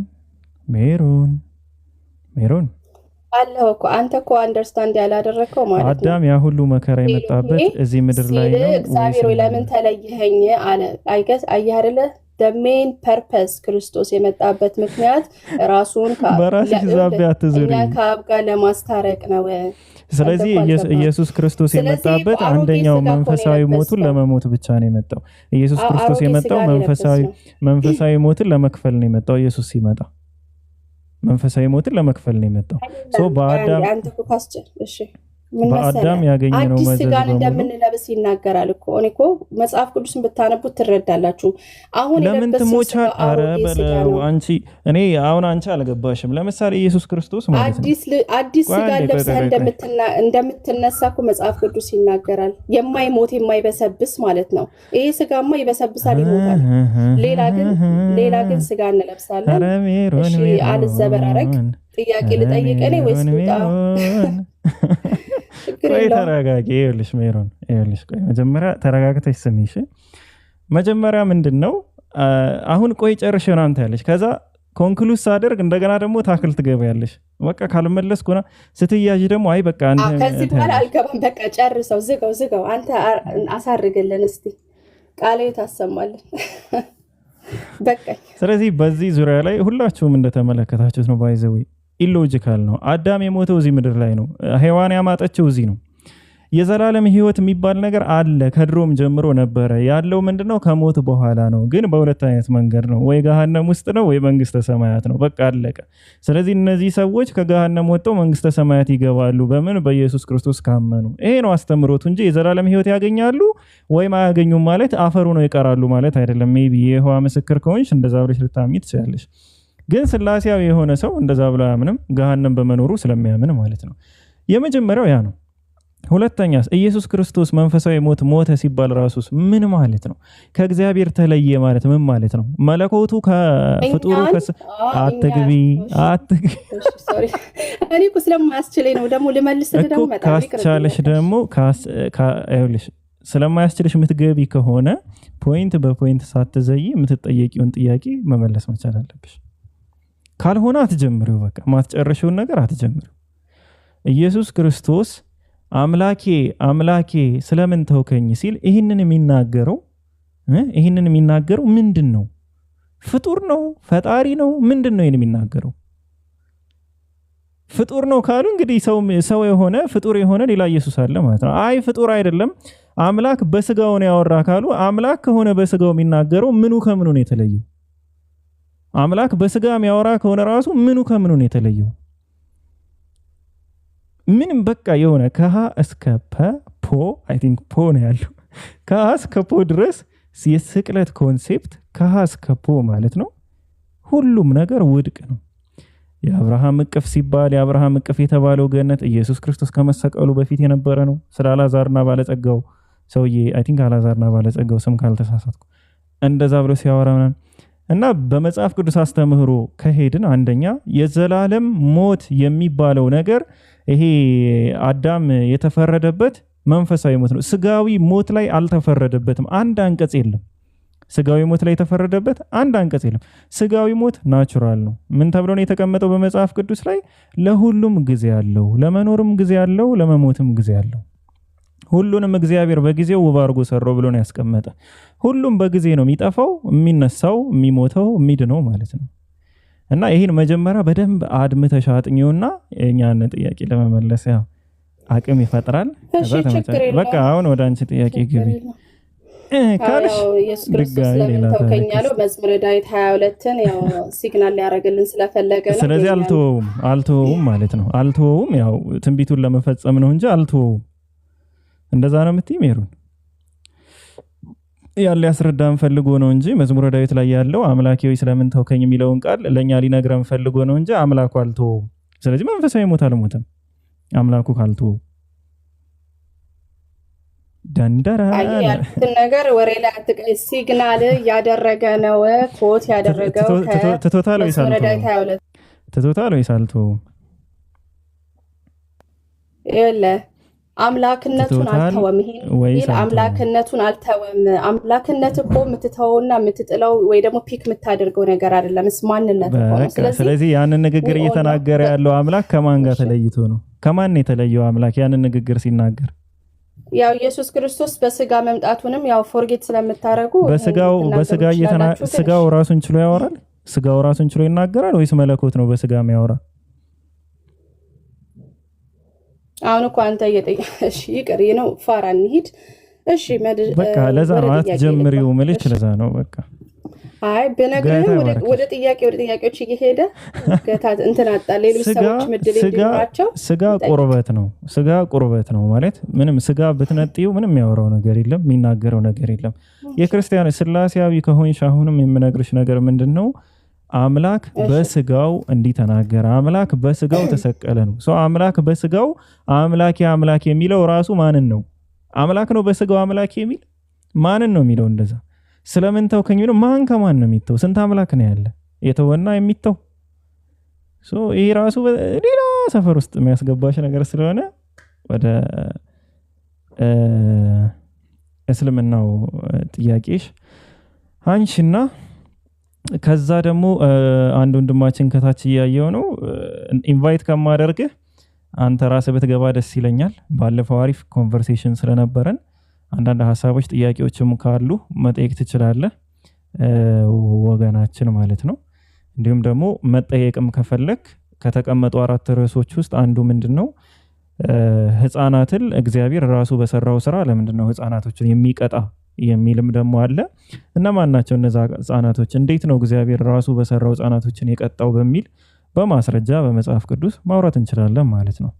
ስለዚህ ወገናችን ስምን አልጠራም፣ ከገባህ ከፍ ማለት ትችላለህ። ጥሩ ኮንቨርሴሽን ስለነበረን ነው መጣራ። የሜሮን ጓደኛ ነህ ባይዘው። እሺ ቀጥይ ሜሮን። እሺ አመሰግናለሁ። ያኔ እወጣለሁ ጠይቄ ብዙም አልቆይም። ቁርአን 24:2 ላይ አላህ ሲናገር አመንዝራ ሴት በመቶ ጅራፍ እንድትገረፍ ያዛል። ግን ይሄን ደግሞ ሐዲሱ ላይ ስናየው በድንጋይ እንድትወገር ያዛል ማለት ነውና ትቀበለዋለህ ወይ ነው? እንዴት ነው ይሄ ነገር? አንዱ ጅራፍ አንዱ ድንጋይ ያለው ማለት ነው። አዎ በሸሪዓ ህግ መሰረት ማንኛይቱም አመንዝራ ሴት ባለትዳር ካልሆነች ወይም ከትዳሯ በላይ ካላመነዘረች ጅራፍ ነው የምትቀጣው፣ ግርፊያ ነው። ማንኛይቱም ባለትዳር ሆና የምታመነዝር ሴት ደግሞ ውግራት ነው ፍርዷ። በትዳር ውስጥ መሆንና ከትዳር ውጭ መሆን ነው ልዩነቱ። ስለዚህ እንደ ሸሪዓ ህግ መሰረት በትዳር ውስጥ ያለች ሴት ካመነዘረች ሞት ነው፣ ወንድም ሴትም። ከትዳር ውጭ ያለ ወንድም ሴትም ካመነዘረ ደግሞ 100 ጅራፍ ግርፋት ነው ፍርዱ ማለት ነው። ስለ ቋሜን እኔ ትንሽ ግራም ያጋባኝ ሐዲስ ማብራሪያ ከሆነ እንዴት ነው? አንዱ ሐዲስ ማብራሪያ ነው ማን ያለሽ? ሐዲስ ማብራሪያ ነው አይደለም። ሐዲስ ራሱን የቻሉ በጣም ብዙ ትምህርቶች አሉት። ቁርአን ላይ ያሉትንም ደግሞ እንደዚሁ በተጨማሪ ያብራራል። በትንትን አድርጎ ሐዲስ ላይ ያብራራል። ለምሳሌ ቁርአን ላይ ያለ አላህ ቃል ነው እንደ ቁርአን ይቅርታ በዛው አያይዘ ሐዲስ የአላህ ቃል ነው። ትናንት አላወራሁሽም ስለ ሐዲስ? ምን ብዬሽ ነበር ትናንት ስናወራ? ቁርአን ነው ኦልሞስት ብለኸኛል። እንደ አላህ ቃል ነው ነገር ነው። አሁን እችን ስፔሲፊክሊ ከዚህ ሳንሄድ 100 ጅራፍና እንዴት በድንጋይ በጣም ሰው እያደከምሽ ነው። ትናንት አሁን ሐዲስ ምንድነው? ሐዲስ አልቁድስ ምንድነው? ቁርአን ምንድነው? እነዚህን ነገራቶች በሙሉ ትናንት በጣም ረጅም ሰዓት ወስደን ያወራን። ወይ ሜቢ ካልሰማሽው ማለት ነው ቴሌግራም ላይ የነቢያት መንገድ ሚል ቻናል አለ። ሙሉ ኮንቨርሴሽኑ እንመለስ። ወደ ጅራፉና ወደ ድንጋይ መወገር እንመለስ። ችግር የለው። ጥሩ እሺ ምንድነው ጥያቄሽ አሁን? እሱንማ መለስኩልሽ። እዚህ ጋር አሁን ከክርስቲያን ሆነን ስናይ አንዱ ግርፋት አንዱ በድንጋይ ሲል እንዴት ነው ይሄንን ሩሊንግ አላህ ነው የሰጠው ነው? አዎ ያገባ ሰው ውግራት ነው ፍርዱ፣ ያላገባ ሰው ደግሞ ግርፋት ነው። ይህንን ደግሞ ያስቀመጡት የመጽሐፉ የወረደባቸው ሰው ነቢያችን ሰለላሁ ዐለይሂ ወሰለም ናቸው። ሐዲስም ሆነ ቁርአን ሁለቱም ሪቪሌሽን ነው፣ ግልጠተ መለኮት ነው። ወማ የንጢቁ ዐኒል ሐዋ ኢን ሁወ ኢላ ወሕዩን ዩሃ። ግን ከልብ ወለድ አይናገርም፣ የሚናገረው ንግግር ራእይ እንጂ ሌላ አይደለም ብሎ አላህ ሱብሓነሁ ወተዓላ ያስቀምጣል። ነቢያችን እንደገና ቁርአን ላይ ደግሞ ሌላ ቦታ ላይ ደግሞ ምን ይላል? አጢዑላህ ወአጢዑ ረሱል፣ አላህንና መልእክተኛውን ታዘዙ። የነቢያችን ትእዛዞች አሉ፣ የአላህ ሱብሓነሁ ወተዓላ ትእዛዝ አለ። ሁለቱ የተለያዩ ፍርዶች ሳይሆኑ ሁለቱ የተለያዩ አካላቶች ናቸው የሚፈረድባቸው። አንደኛው በትዳር ላይ አልፎ ዝሙት የሰራ ሲሆን፣ ሁለተኛው ደግሞ ያለ ትዳር ውስጥ የሌለ ላጤ ሆኖ ዝሙት የሰራ ነው። ለምን ይሄ ቁርአን ላይ አልተጠቀሰም ብዬ አስባለሁ። የአላህ ቃል ቁርአን ላይ ያልተጠቀሱ ፐርፌክት ነው እና ቁርአን ላይ ያለመጠቀሱ ማለት ኢንክሉድድ ለምን አልሆነም? እንደዚህ አይነት ሩሊንግ ማለት ነው። ቁርአን ላይ ያልተጠቀሱ ብዙ ህጎች አሉ። አሁን ለምሳሌ ስለ ሰላት አሰጋገድ ቁርአን ላይ ሰላትን ስገዱ ነው፣ ወቅቱን ጠብቃችሁ ስገዱ ነው። 5 ወቅት ሰላት የተባሉት ምን ወቅት ላይ እንደሚካሄዱ ምናምን ተቀምጠዋል። አሁን የተቀመጠው ምን ላይ ነው? ሐዲስ ላይ ነው ያለው። ነቢያችን ሰለላሁ ዐለይሂ ወሰለም በእሳቸው በኩል ነው ሁለቱም የመጣው። ሁለቱም የኛ መመሪያ ነው። ቁርአን ሲባል የአላህ ቃል በጅብሪል በኩል የመጣ መመሪያ ነው ብዬ ነግሬሻለሁ። ሐዲስ ሲባል ደግሞ ነቢያችን ሰለላሁ ዐለይሂ ወሰለም የሚወርድላቸው ራእይ ነው። በጅብሪል በኩልም ሊሆን ይችላል፣ ላይሆንም ይችላል። አስተምህሮ ነው። ተረዳሽው? ስለዚህ ሁሉም ግልጠተ መለኮት እስከሆነ ድረስ አንቺ መርጠሽ እንዴ ይሄ ነገር ለምን ቁርአን ላይ አልሆነም፣ ይሄ ነገር ለምን ሐዲስ ላይ አልሆነም አይባልም። ግልጠተ መለኮት ነው። አዎ ከአላህ ዘንድ የመጣ ነው። አዎ ከአላህ ዘንድ የመጣ ነው። ከየትኛውም መጽሐፍ ይሁን ይሄኛው የነቢያችን ሰለላሁ ዐለይሂ ወሰለም ንግግር አለበት፣ ቁርአን ላይ ደግሞ የለበትም። ልዩነቱን ከአሁን ትናንት ነፍ ሰዓት ነው የገደልን ስለ ቁርአንና ሐዲስ ልዩነት ለማውራት ማለት ነው። ይህን ይመስላል። ሜሮን አልተመለሰልኝም የማለት መብትሽ እንደተጠበቀ ነው። ባይዘዊ ዛሬ ማለት አይ ችግር የለውም ማለት ፐርፌክት ነው። ከዚህ ሌላ ራእይ የለም ብሎ ቁርአን ከዘጋ በኋላ እንዲህ አይነት ሩሊንጎች ሲመጡ ከዚህ ሌላ ራእይ የለም ምን ማለት ነው? ከዚህ ማለት ኮምፕሊት ነው ይሄ የመጨረሻው መጽሐፍ ነው ተብሎ ስለመጣ ለምን ኢንክሉድድ አልሆነም ብዬ አስቤ ነው። የመጨረሻው መጽሐፍ ነው ማለት የመጨረሻው በቃ ከዚህ በላይ የሚመጣ ከቁርአን በኋላ ሌላ መጽሐፍ የለም ማለት አዎ እኮ የአላህ ቃል ሲባልና አንዱ 100 ጅራፍ ማዘዝ አንዱ ደግሞ ድንጋይ ሞገር ሆነ እኔ ተቀይሮብኛል ብዬ ነው። ሁለቱ ምን ሆነ ተጋጨ ነው? አዎ ይሄ ማስረዳታ ሳይሆን ቶታሊ ዲፈረንት ነገሮችን ነው እየተናገረ ያለው። አንዱ ለተጋራ ላገባች ይላል፣ እዛ ጋር ግን የሚለው ለኤኒ ዝሙተኛ ነው አይደል? 100 ጅራፍ ለወንድ ኤኒ ዝሙተኛ የሚል ነገር አለው። ማንኛውንም ዝሙተኞች ካገኛችሁ እንደዚህ ይላል። ቆይ መጽሐፉን ያመጣው ሰውዬ ይሄ ማለት እንደዚህ ማለት ነው ብሎ ካብራራልሽ፣ መጽሐፉን ያመጣው ሰው ነቢያችን ሰለላሁ ዐለይሂ ወሰለም አንቀጹ ምን እንደሆነ ከነገሩሽ በኋላ ለምን አንቀጹ ላይ አልተቀመጠም የምትይበት ምክንያት ምንድነው? እኔ እኮ ግራ ግብት የምትይኝ ሁለቱም ከማን ነው ያገኘው? አሁን ኮንፊውዝ ምን ያደረገኝ እንደፈቀደ ያላህ ቃል ነው ሐዲስም ማለት እና አላህ ደግሞ አላልኩም ያላልኩትን ነገር አታውሪ። በቃ ተይው በቃ አንቺ ቪዲዮውን ሂጅና ስሚ። ያላህ ቃል ነው ብዬሻለሁ እንዴ? አይደለም ለምን ትቀበላለህ ታዲያ? ነው ሪዘርቭ ያልሆነ ከሆነ ሐዲስ ነበዊ ያለ ማን ነው ደግሞ ሪዘርቭ ያልሆነ? አረ ምንድነው የምትወሪው? እኔ የምልሽ አእምሮሽ ነው ይሄን ነገር እየፈጠረ የሚነግርሽ ነው ወይስ የኔን ድምጽ ይቀይራል እንዴ?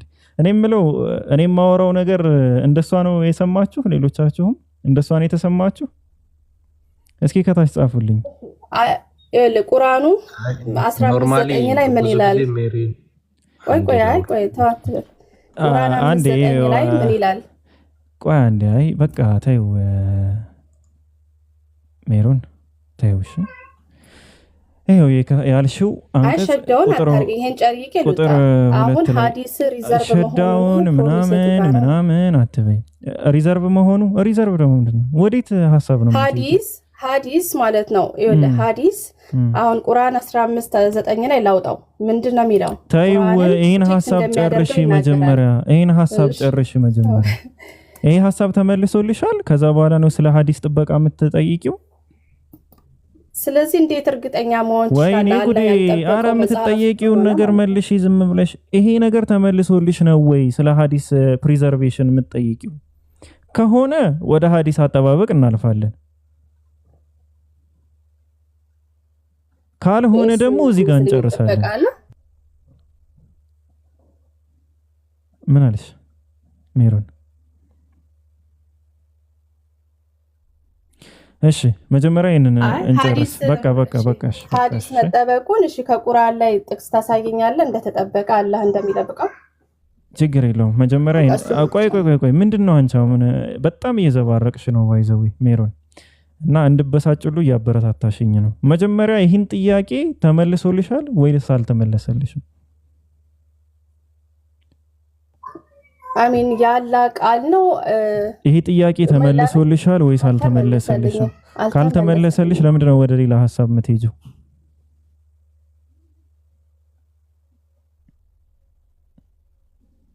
ለምን አዙሪት አለብሽ ነው እንደዚህ መዞር ምናምን ተወጃለሽ ካልተመለሰልሽ ወደዚህ አይ ታስተውቂያለሽ ካልተመለሰልሽ ወደዚህ ሐሳብ እንግባና ሱረቱ ኑር ምዕራፍ 24 ቁጥር 2 ላይ የሚያስቀምጠው ነገር ምንድነው ዝሙተኛይቱና ዝሙተኛው ከሁለቱ እያንዳንዳቸው ያላገቡ እንደሆኑ 100 ግርፋትን ግረፏቸው በእነርሱም በአላህ ፍርድ ርህራሄ አትያዛችሁ በአላህና በመጨረሻው ቀን የምታምኑ እንደሆናችሁ አትራሩ ቅጣታቸውንም ከመእመናን ጭፍሮች ይገኙበት ይላል ስለዚህ ያላገቡ እንደሆኑ 100 ጅራፍ ግረፏቸው ይላል ሐዲሱ ላይ የሚያወራው ደግሞ ስላገቡ ሰዎች ነው ያገቡ ከሆኑ ፍርዱ ግድያ ነው ሁለቱ ስለተለያየ አካል ስለተለያየ ሁኔታ ስለተለያየ ህግ ነው የሚያወራው አንድ አይነት ህግ አይደለም አሁን ያልገባሽ ነገር ካለ መጠየቅ ትችላለሽ እዚህ ላይ ቆመሽ ማለት ነው ከሌለ ደግሞ ወደ ሌላ ጥያቄ ሩሊንግ እንዲያወጡ ማን ነው ስልጣን የሰጣቸው የሚለውን ነገር አያስነሳም ስለተለያየ ነገር የሚያወሩ ከሆነ ቁርአን ላይ አልተጻፈም ስለምኑ ነው የተለያየ ነገር የምታወሪው እኔ የምለው ስለምኑ ነው ስለተለያዩ ነገሮች ነው የሚያወሩት አልካረል እንዴ አሁን እና የተለያየ ህግ ኖረ ማለት የሚጋጭ ነገር ነው ማለት ነው እንዴ ካላይ እንዴ ማን ነው የሰጣቸው ይሄን ህግ ማለት ነው ይሄንን በድንጋይ መወገርን ማን ነው ይሄንን ህግ ያወጣው አላህ ነው ወይስ ወገኔ ወጪ ግን ሲሆን በጣም ጥያቄ ነው እኔ እኮ ነገርኩሽ እኔ አንቺ እንዴት እንደምትረጂው አላውቅም ቆይ እሺ እንዴት እያወራሽ እንደሆነ ሁሉ ላንቺ ራሱ የሚገባሽ አይመስለኝም ወይ የገባሽ ሌላ ጊዜ በደንብ አዋቅሬ ጥያቄ ባክሽ ሌላ ነገር አንተን አትበይ አሁን ምንም ይዞኪ ምናምን የሚባል ነገር የለውም አሁን አይ እኔ ያልተረዳኝ ነብያችን ማን እኔ ነኝ አንተ ያልተረዳሽ ኧረ አንቺ መችሽ ትልቅ ሰው ነሽ አንዴ አንቺ ለመረዳት ከብደሽ መረዳት ማትቺ ሰው ነሽ ስላቋረጥኩ ማውራት ከፈለክ ማውራት ይችላል ይቅርታ ቅድም አቋረጥኩ አወራም ነገር አትፈልጊ አሚር ወዳጅ አሚር ላይ ነው ያለው ምዕራፍ 53 ቁጥር ከሁለት ጀምሮ ነው ቢከፈላ አግኝቻለሁ እሺ ምን ይላል እሺ አዎ ምን ይላል እርሱ ንግግሩ የትኛው ነው ቁጥር 2 ጀምረሽ እዩ ምን ይላል ኦኬ ነብያችሁ መሐመድ አልተሳሳተም አልጠመመም እና ያላህ ቃል ግን አይደለም መሐመድ ሰው ነው አይደለ ነብዩ ምን ይላል ብቻ ነው ያልኩሽ አሁን እሺ አልተሳሳተም አልጠመመምም ይላል ቁጥር 3 ምን ይላል ቁጥር 3 ከልብ ወለድም አይናገርም እሺ ቁጥር 4 ምን ይላል እርሱ ንግግሩ የሚወርድ ራእይ እንጂ ሌላ አይደለም ስለዚህ ነብዩ መሐመድ ሰለላሁ ዐለይሂ ወሰለም ምንድነው ከልብ ወለድ ይናገራሉ ነው የሚል ልብ ወለድ ማለት ምን ማለት ነው ስለዚህ ግን ያላህ ቃል አይደለም ነው ችግር የለም ከልብ አራቆ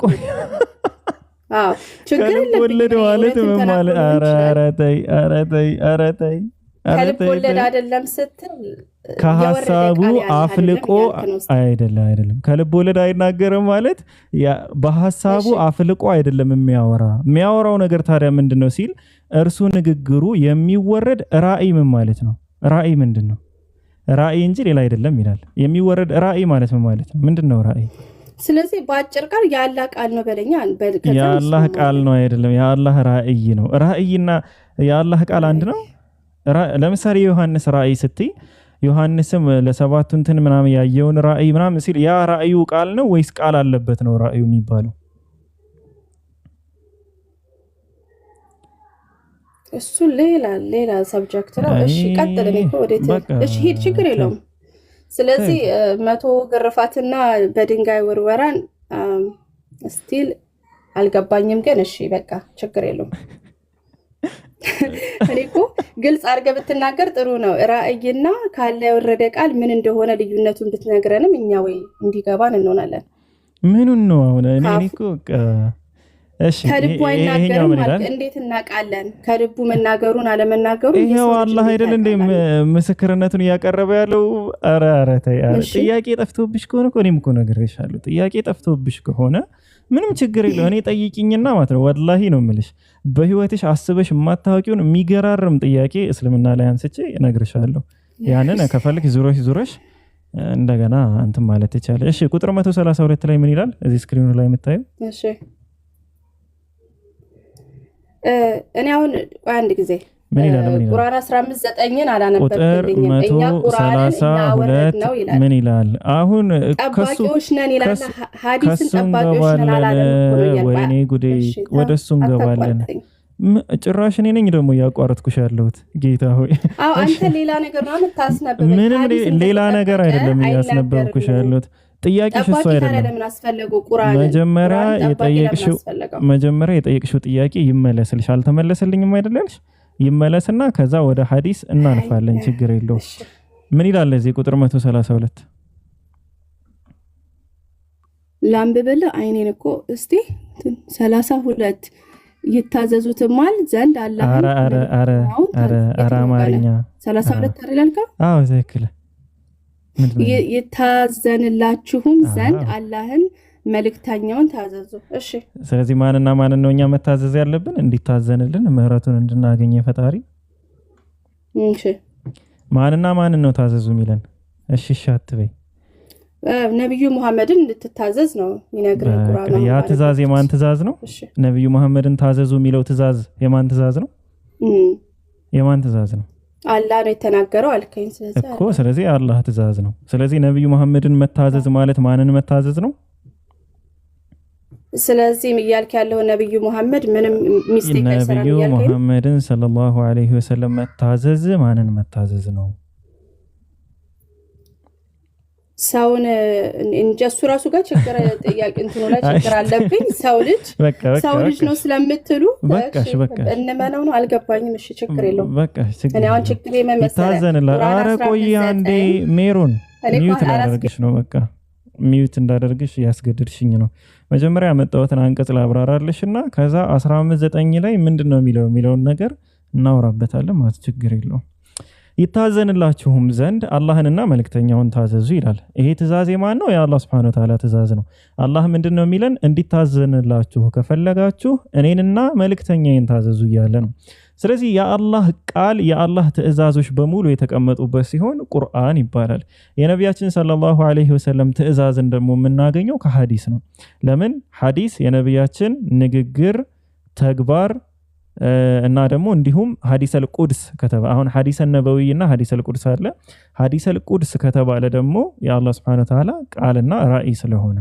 ስለዚህ ነብዩ መሐመድ ሰለላሁ ዐለይሂ ወሰለም ደግሞ ምንድነው ከልብ ወለድ የማይናገሩ የሚወረድላቸውን ራእይ እንጂ ሌላ ነገር የማይናገሩ ሰው ናቸው ታዲያ ነብያችንን ታዘዝን ማለት ምን ማለት ነው አላህ Subhanahu Wa Ta'ala ታዘዝን ማለት ነው ስለዚህ ራእይ ነው ህግጋቱ በሙሉ ከአላህ ዘንድ የወረዱ ናቸው በሐዲስም ይገኛሉ በቁርአንም ይገኛሉ ሁለቱ ምንጫቸው አላህ ነው ቁርአን ላይ ያለው ቀጥታ ዳይሬክት የአላህ Subhanahu Wa Ta'ala ስፒች ንግግር ሲሆን ሐዲስ ላይ ያለው ደግሞ ከአላህ የወረደ ራእይ ነው ራእይና ንግግር ወይም ቃል ሁለቱ በጣም ይለያያሉ ላየው ነገር መሰከረ ሲል ዮሐንስን የዮሐንስ ራእይ ላይ ያ የተመለከተው ነገር ራእይ ይባላል።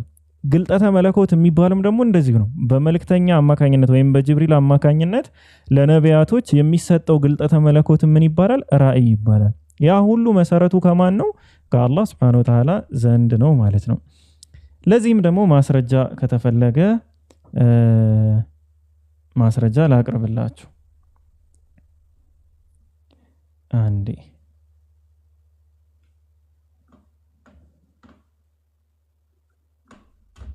ኦኬ እሺ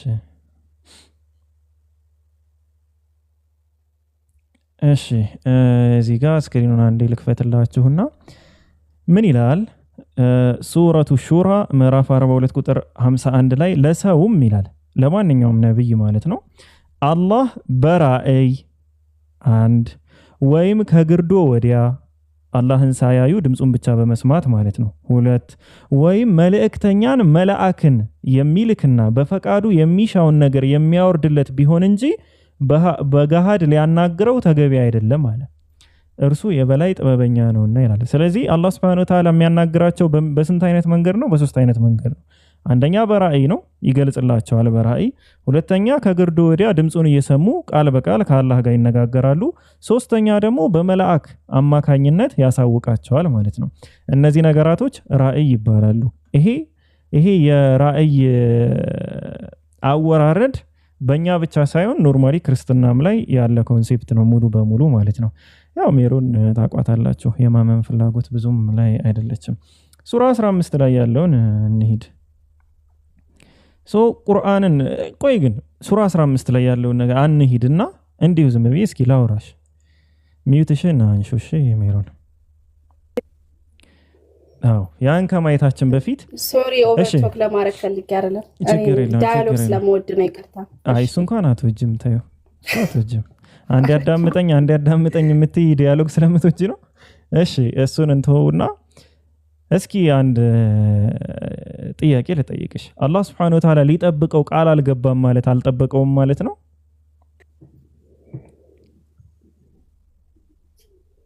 ለምን ታዲያ እንጠብቃለን? ጠባቂዎች ተናሉ አንተ ቆይ የጠየቅኩሽን ብቻ ነው። አንተ ላይ ምን ማለት ነው? እንጠብቀዋለን ሲል ነው የጠየቅኩሽን ብቻ ነው የምትመልሽልኝ። አላህ Subhanahu Wa Ta'ala እንደሚጠብቀው ቃል አልገባም ማለት ያ ነገር አልተጠበቀም ማለት ነው? ከዚህ ጥቅስ በመረዳት አዎ ልል እችላለሁ። ምክንያቱም እኛ ቁርአንን እኛ አወረድ ነው እኛም ለእርሱ ጠባቂዎች ነን ካለ ኦኬ፣ ሌላ ነገር ደግሞ የማይጠበቅ ነገር እንዳለ ሲግናል ያደርግልኛል እኮ። አላህ Subhanahu Wa Ta'ala ቁርአንን እንደሚጠብቀው ቃል ገብቷል ተናግሯል፣ አሁን እንዳልሽው ማለት ነው። ስለዚህ ሌላ ደግሞ ሐዲስን ያንን ቃል ሐዲስ ላይ አለመናገሩ ሲጀመር ሐዲስ ላይ አለመናገሩ ያንን ቃል ሐዲስ አልተጠበቀም ማለት እንችላለን ወይ? ላለመጠበቁ ምንድነው አንቺ የምታቀርብ ኤቪደንስ? እኔ አሁን ተጠብቋል ብላ አሁን እኔ በቃ በምንድነው የተጠበቀው? ኖርማሊ በመስፈርት ልሻለሁ። ለምሳሌ ሰሂህ ሐዲስ፣ ሰሂህ፣ ደዒፍ፣ መውዱዕና ሐሰን የሚባሉ 4 ደረጃዎች አሉት።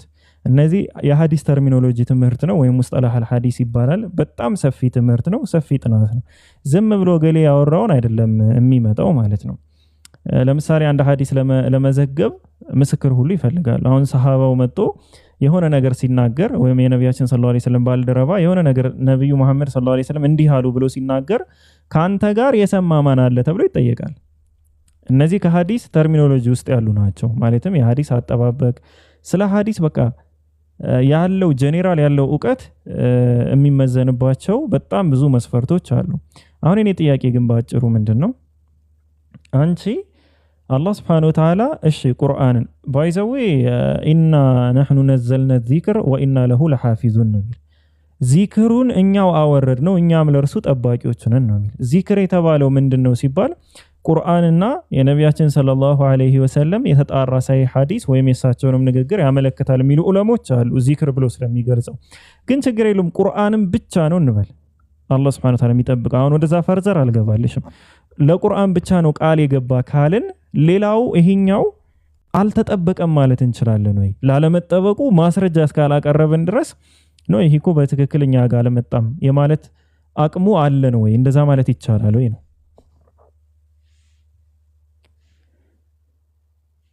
አካሌ ወገኔ ወጄ ሜሮን ጨርሻለሁ። ካልክ ፕሩፍ አይሆንህማ። ሊሆንም ይችላል ላይሆንም ይችላል የሚለውን ነገር ነው ይዘህ የምትመጣው። ገባ? ስለዚህ ምን ፕሩፍ አለ ነው መጠበቁን። አንተ ነህ እዚህ ጋር ፕሩፍ ማድረግ ያለብህ እንጂ እኔ አይደለሁም። አሁን ነገርኩሽ። ለምሳሌ አሁን እያልከኝ ያለው ሜቢ ሊሆን ይችላል ማለት ሜቢ ሊሆንም ላይሆንም ይችላል የሚለውን ነገር ይሰጣል። በቃ ስለዚህ አንቺ አልተጠበቀም ብለሽ ምደመደሚበት ምንም ምክንያት የለም ማለት ነው። ተጠብቀዋል ለማለት ግን እኔ የምታቀርበው መስፈርት ምንድነው ካልሽኝ ሙስጠላህ አልሐዲስ ወይም የሐዲስ ተርሚኖሎጂ ብዬ ነገርኩሽ። መስፈርቶች አሉ። አንድ ነገር ነብዩ መሐመድ ሰለላሁ ዐለይሂ ወሰለም አሉ ስለተባለ ብቻ የምንቀበልበት ምንም ምክንያት የለም። እንደዛ ቢሆን ኖሮማ ደካማ ፋብሪኬትድ የተፈጠረ ወይም የፈጠራ ወሬ ተብሎ ወይም ደግሞ ሐሰን መልካም ሰሂህ የተረጋገጠ ተብሎ በእነዚህ ደረጃዎች አይከፋፈልም ነበር። የተከፋፈለበት መልእክቱ ደስ ስላላቸው ስለደበራቸው ስላልፈለጉት ሳይሆን የተከፋፈለበት ምክንያት የሐዲስ ተርሚኖሎጂው ያንን ነገር ሲዘግቡ መስፈርቱን ማሟላት አለማሟላት ነው። ለምሳሌ መስፈርቶቹ ልንገርሽ። የሰሂህ ሐዲስ መስፈርት አንደኛ ነቢያችን ሰለላሁ ዐለይሂ ወሰለም ሲናገሩ እዛው የተገኘ የኖረ የሚያውቅ መሆኑ መቻል አለበት። ይሄ መጀመሪያው መስፈርት ነው። ሁለተኛ ታማኝ ሰው መሆኑ መቻል አለበት። ያ ዘጋቢው ታማኝ ሰው በውሸት የሚታወቅ አካል መሆኑ መቻል የለበትም። በማህበረሰቡ ተከባሪ መሆን አለበት። ሶስተኛ ደረጃ ያ የሚዘግበው ሐዲስን በጽሁፍ ደረጃም የያዘ መሆን መቻል አለበት። በሚሞራይዝ ብቻ ሳይሆን በሚነገር ሰዓት በጽሁፍ ደረጃ ያለው ሊሆን ይገባል ማለት ነው። እንደዚህ ያሉ 5 መስፈርቶች አሉት ሰሂህ ሐዲስ። ሌላው ሙስሊም ጋር ስንመጣ ደግሞ ይሄ የቡኻሪ ነው። ሙስሊም ጋር ስንመጣ ደግሞ የተለየ መስፈርት እናገኛለን። አንዱ እሱም ምንድነው? በጽሁፍ ይቅረብ የሚባለው ነገር ላይ ጠንከር ያለ ህግ አናይበትም ሙስሊም ላይ ማለት ነው። በዚህ ደረጃ ነብያችን ሰለላሁ ዐለይሂ ወሰለም ከነብያችን ለመምጣቱ በዚህ ደረጃ ማስረጃዎች አሉን። አመኛ ተቀበልሽ አለመቀበል ትችላለሽ። ባይዘው ምንም ችግር የለውም። አይ ሳይሆን ጋራንቲ ግን የለውም ነው በቃ። አሁን እዚህ ጋር ስትደመድም ስለምን ጋራንቲ ነው የምታወሪው? ስለምን ጋራንቲ ነው የምታወሪው? ቁርአን በሚጠበቅበት መንገድ አይደለም ሐዲስ እየተጠበቀ። ስለምን ጋራንቲ ነው የምታወሪው? ሜሮ ምንድነው ሰዎች የራሳቸውንም ሐሳብ የመስጠት ቻንሳቸው ሊሆን ይችላል ማለት መዝጋት አትችልም። አሁን እዛ ጋር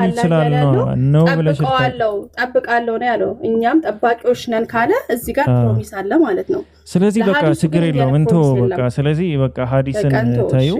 አይ ርዕሱን አይደለም ያልኩሽ። በቃ ይሄ አሁን እንደ አንቺ መስፈርት ከሆነና ጋራንቲ የለንም ካልሽ በቃ ሐዲስን እንቶ በቃ አትቀበዩ። ሐዲስን ታዩ። ስለዚህ ያው አልተጠበቀም ከሚለው አንፃር ስለሄድኩ ነው። አዎ ገብቶኛል። ታዩና እስኪ ይሄንን ካስቀመጥኩልሽ 5 መስፈርቶች ውስጥ አሁን ላይ ምን የሚሞተው ታዩ። ችግር የለውም። አሁን እነዚህን ያስቀመጥኩልሽን የሐዲስ መስፈርቶች ታያቸውና 4% ገባ ያወራዝ። አሁን እነዚህ መስፈርቶች በቃ እነዚህ መስፈርቶች እንኳን ተቀምጠው ጋራንቲ ስለሌለን አልተጠበቁም ወደሚለው እንግባ። ምንም ችግር የለውም። እነዚህ መስፈርቶች እያሉ ማለት ነው። ባይብል ላይ ምን አይነት መስፈርት ነው ያለሽ? እስኪ አንድ መስፈርት ንገሪኝ። እውነት ለመሆኑ ከኢየሱስ ክርስቶስ የተሰማ ለመሆኑ ምንድነው ማስረጃው? አሁን ሁለቱን ኮምፔር ማድረግ ይከብዳል። ቢከዝኛ ከሰማይ ወረደ የሚል መጽሐፍ ቅዱስ ስለሌለን አሁን ይሄንን ከኔ ጋር አወዳድራ አይደለም የምትመልሰው። ገባ? ምንም ሴንስ አይሰጥም። ምክንያቱም የኛ በራእይ መልክ ከሰማይ ወረደ ስለማንል አሁን ያመጣው ነገር ከኔ ጋር ምሳሌ ሆኖ ሊቀርብ አይችልም። አሁን እኔ ስለ ራእይ ያወራውሽ አይደለም። እኔ ያወራውሽ ያለሁት አይደለም ጸሐፊዎች ነው የጻፉት። እኔም ስለ ራእይ ያወራውሽ አይደለም። ያወራውሽ ያለሁት ምንድነው ኢየሱስ ክርስቶስ የተናገራቸው ንግግሮች ከኢየሱስ ክርስቶስ ለመምጣታቸው ምንድነው መስፈርታችሁ? ምንድነው ኤቪደንሱ? በዛ ጊዜ ዘገርኩ ትላንትና አውርተናል። ስለዛ አሁን ከማን ጋር ነው ያወራሽው? ከማን ጋር ነው ያወራሽው? ከማን ጋር ነው ያወራሽው? ትላንት አውርተናል። ምቴ እየተምታታብሽ ነው። በቃ ሐዲስና ቁርአንንማ ጨረስም። በቃ በእነዚህ መስፈርቶች ቢሆንም ኃላፊነቱን አልወሰደምና በቃ አንተ አለሽ እኮ በቃ ተው ነው ማለት እንት አለ። ኃላፊነት አልወሰደም ለሐዲስ ማለት ምንድነው? ስተቶች በቃ እሱን አንቺ አለሽ። አሁን እሱን አንቺ ብለሻል። ስለዚህ ስለዚህ ማመን የለብንም በሚለው በቃ እኔና አንቺ ተስማማን እንበል። አሁን አለ ወይስ የለም የሚለው ነገር በቃ ከዚህ በኋላ ግን እንግዲህ ያው በተደጋጋሚ ትመጣለች እንደምታዩት ነው። ምንም ጥያቄ መመለስ አትችልም። አንድን መስፈርት የማያሟላ መጽሐፍ ተይዞ እኛ ጋር ሲመጡ ግን የሌለ መስፈርት ያወጣሉ። ኢና ነሕኑ ነዘልና ዚክረ ወኢና ለሁ ለሓፊዙን የሚለው ሐዲስንም ያካትታል ብለው ዑለማዎች ይፈታሉ። ስለዚህ ሐዲስ ለመጠበቁ እሷ ያመጣቸው የቁርአን አንቀጽ ራሱን ችሎ ማስረጃ መሆን ይችላል። ከዛ በተለየ ግን ፕራክቲካል በሆነ መንገድ እንዴት ተጠብቋል ስንል ደግሞ የሐዲስ ተርሚኖሎጂ አለ። የሐዲስ አዘጋገብ እንትኖች አጠባበቅ ሂደቶች ማለት ነው፣ ወይም ደግሞ መስፈርቶች አሉ። በእነዛ አንፃር ማየት እንችላለን። መጽሐፍ ቅዱስ ግን ማቴዎስ፣ ዮሐንስ ያው ከኢየሱስ ጋር የኢየሱስን ቃል የዘገቡ የተባሉትን አራቱን ወንጌላቶች እንውሰድና ማቴዎስ፣ ዮሐንስ፣ ሉቃስና ማርቆስ እንደው ሌላው ይቀር አሁን እኛ እዚህ ጋር የሆነ ሐዲስ ብከፍት ማን እንደዘገበው ምናምን ከነዘር ማንዘሩ ሰው የሆነ ነገራችኋለሁ። እስኪ አባታቸውን ስም ንገሩን። እነዚህ አራቱን ወንጌላቶች ዘጋቢዎች ማርቆስ ማን ነው ያባቱ ስም? ሉቃስ ማን ነው ያባቱ ስም? ዮሐንስ ማን ነው ያባቱ ስም? ማቴዎስ ያባቱ ስም ማን ነው? ማን ናቸው እነዚህ ሰዎች? ማርቆስና ሉቃስ የኢየሱስ ሐዋርያ አይደሉ? ምን አይደሉ? የት አምጥተው ነው የሚዘግቡት? ከማን ነው የሰሙት? ከማን የሰሙበት ነገር አለ? ማስረጃ የምታቀርቡልን ከማን ሰምተው እንደተናገሩ ማለት ነው? ምንም ነገር የለም። እዛ ላይ ሲመጣ አሜን በሉ፣ አሜን በቃ ወሰዱት ማለት ተቀበሉት። በቃ እኛ ጋር ሲመጡስ ለምን ይላሉ። ያሉ ማስረጃ እንኳን ተቀምጠው አሜን ሳይሆን ለምን ይላሉ። እኛ ጋር ሲመጡ እነሱ ጋር አሜን፣ እኛ ጋር ለምን ማለት ነው።